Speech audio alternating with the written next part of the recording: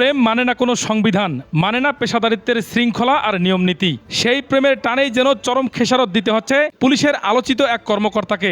মামলার তদন্ত করতে গিয়ে চিত্রনায়িকা পরিমণির প্রেমের জালে জড়িয়ে এবার চাকরি হারাচ্ছেন ডিবির সাবেক অতিরিক্ত উপকমিশনার গোলাম সাকলাইন। বাহিনীর শৃঙ্খলা ও পেশাদারিত্বের পরিপন্থী কর্মকাণ্ডে জড়িয়ে থাকার অভিযোগে তাকে বাধ্যতামূলক অবসরে পাঠানোর চূড়ান্ত সিদ্ধান্ত নিয়েছে স্বরাষ্ট্র মন্ত্রণালয়। ঘটনার সূত্রপাত 2021 সালে চিত্রনায়িকা পরিমণির একটি মামলার তদন্তভার পড়ে তৎকালীন ডিবি কর্মকর্তা সাকলাইনের উপর। তদন্ত করতে গিয়েই পেশাগত দায়িত্বের দেয়াল ভেঙে ব্যক্তিগতভাবে পরিমণির সাথে অত্যন্ত ঘনিষ্ঠ হয়ে ওঠেন তিনি। পরবর্তীতে সাকলাইনের বিরুদ্ধে ওঠা অভিযোগের তদন্তে নেমে কেঁচো খুঁড়তে সাপ বের করে আনে সংশ্লিষ্ট বিভাগ। তদন্তে অকাট্য প্রমাণ মেলে নিজের স্ত্রীর অনুপস্থিতিতে সরকারি বাসভবনে দীর্ঘ সময় পরিমণির সাথে একান্তে সময় কাটিয়েছেন এই পুলিশ কর্মকর্তা। তদন্তে পুলিশের নিয়ম ও শৃঙ্খলা ভঙ্গের বিষয়টি শতভাগ প্রমাণিত হওয়ায় তার বিরুদ্ধে বিভাগীয় মামলা দায়ের করা হয়। ইতোমধ্যেই সরকারি কর্ম কমিশনের মতামত এবং প্রয়োজনীয় সমস্ত আইনি প্রক্রিয়া সম্পন্ন হয়েছে।